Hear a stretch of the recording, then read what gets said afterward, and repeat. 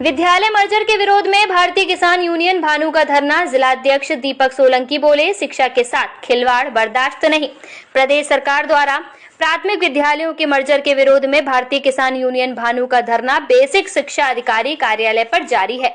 धरने का नेतृत्व कर रहे भारतीय किसान यूनियन भानु जिलाध्यक्ष दीपक सोलंकी ने कहा कि सरकार शिक्षा के नाम पर गांव-गांव के बच्चों के भविष्य से खिलवाड़ कर रही है।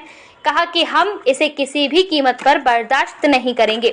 सोलंकी ने कहा कि विद्यालयों का मर्जर ग्रामीण शिक्षा व्यवस्था को ध्वस्त कर देगा और गरीब बच्चों को शिक्षा से वंचित कर देगा। उन्होंने कहा चेतावनी देते हुए कि यदि मर्जर की कार्यवाही वापस नहीं ली गई तो आंदोलन को और तेज किया जाएगा। धरने को समर्थन देने हेतु शिक्षक मोर्चा फिरोजाबाद के समस्त पदाधिकारियों से अपील की गई है कि वे विद्यालय उपरांत बीएसए कार्यालय अवश्य पहुंचें और इस जनहित आंदोलन को जिसे बल प्रदान करें। इसकी सूचना आप अपने अधिकारियों को दे दें। उसके बाद हमसे ना कहना कि आपने हमें अवगत नहीं कराया। 20 कितनी मिनट रहेगी? 30 मिनट में होगी तालाबंदी, ध्यान रखें।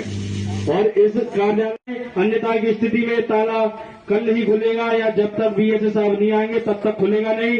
ऐसे में अपने घर घर जिसे जिसे जाना हो वो निकल आए, अन्यथा की स्थिति में ताला वो डल जाएगा, खुलेगा नहीं किसी के भी कहने पे, चाहे कुछ भी हो जाए, चाहे आप हमें फांसी दे देना, लटका देना।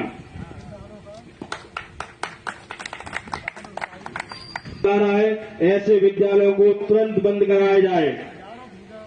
राइट किसान, जय किसान,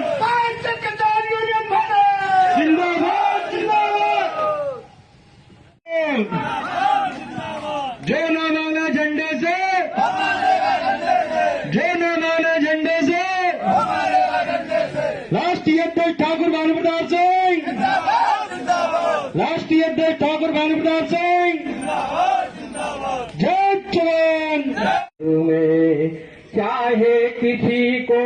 चाहे किसी का लो तुम नाम, बिन पैसे नहीं होता काम, भ्रष्टाचारी है हर जनपद में, भ्रष्टाचारी है। भारतीय किसान भानु, अरे आवाज ना जोर से बोलो भाई। भारतीय किसान भानु, भारतीय किसान भानु।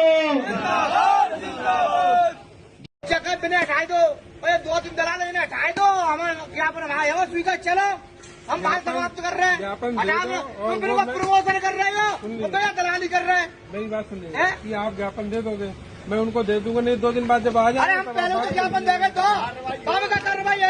हम लोग इतने फ्री नहीं है कि आपके कहने में यहाँ आते रहेंगे और चक्कर लगाते रहेंगे। आराम से बैठेंगे, तुम लोग रेस्ट कर लेंगे। 2-4 दिन ताला लगाएंगे, भगवान आएगा, वो कढ़ाई आएगी। कोई बात ना, खाने पीने की पूरी व्यवस्था है, आप लोगों को मिलेगी, चिंता मत करें। चलेगी नहीं, कई 2 मिनट बाद में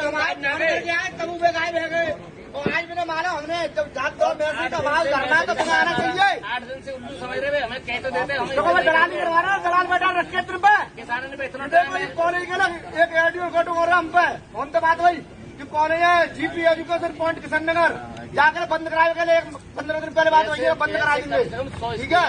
और कह बंद करा दो, स्कूल चल रहा है टाइम पे।